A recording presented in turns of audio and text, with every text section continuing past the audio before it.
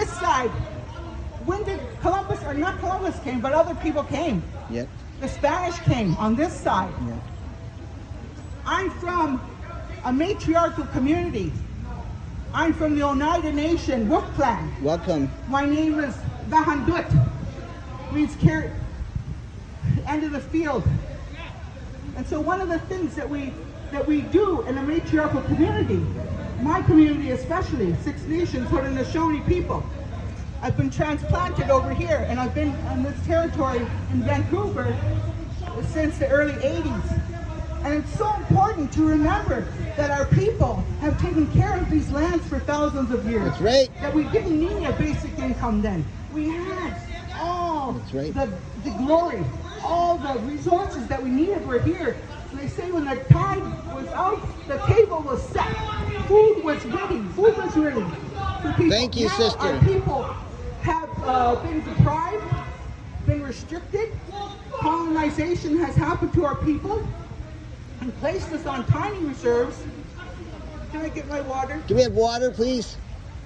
Placed on tiny reserves, and we had to get a permit to leave the reserves. Oh, shame. Can you imagine that? And some of the reserves, the territory were free to roam.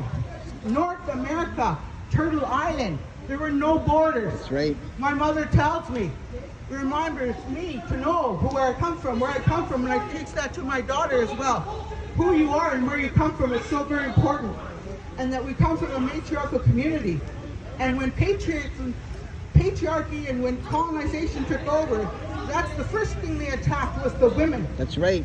The women were attacked. It's been a gendered oppression that's happened. And our women have suffered the most from it.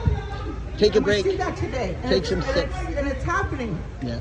Thank you, sister. Feel your toes. Take a breath. You're doing awesome. You're really loud in the mic. It's awesome. Thank you. You're welcome. So I just want to say how important it is to educate ourselves, because so many Canadians are uneducated, and it's not your fault. That's It's right. not your fault. There's so much hidden truth. There's no truth in reconciliation because the truth hasn't been told yet. That's right. The truth has not been told yet. The truth needs to be told. What's happened to my people is a shame, and it's a crime. And it's been noted. It's been noted over and over and over and over again. And people are ignoring it. People are ignoring it and hijacking and sidetracking things like this fellow over here. Ignorance. So we have to stand together. That's right. This basic income would provide some support for all people, all women who need that. My people face a lot of discrimination and racism, even trying to hold a job down. So we have an American fascist over here. Being in a room with people who might be discriminating on you, and racist to you, and different remarks happening. So we need to educate ourselves, we need to educate our neighbors to the true history of this land. That's right. Where this land is. And you know, my children, you don't learn it in the education system that we have now. And my children, I was able to get them both into post-secondary school, which is a very difficult task for our people to do, because there's so much racism and discrimination in the school system.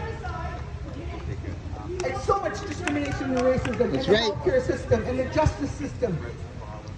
And it goes all throughout all the systems. But it's so important to acknowledge the First Nations people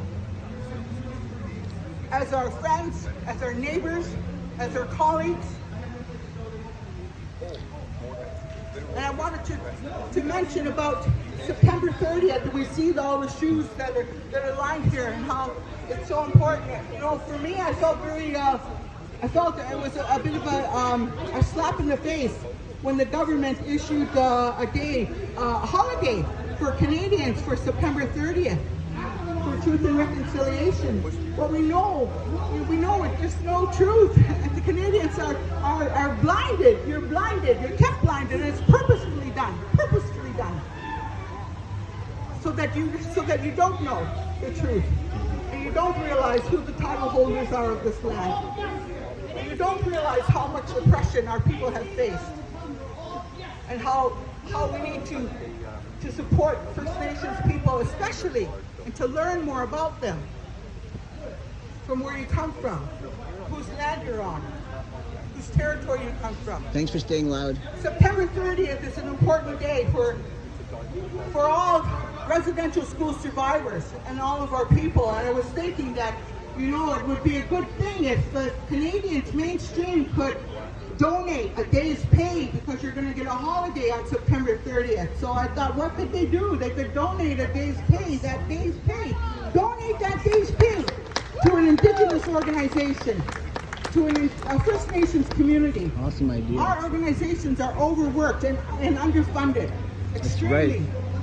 I'm with the Pacific Association of First Nations Women. We've been in existence since 1980. We celebrated our 40th year this year.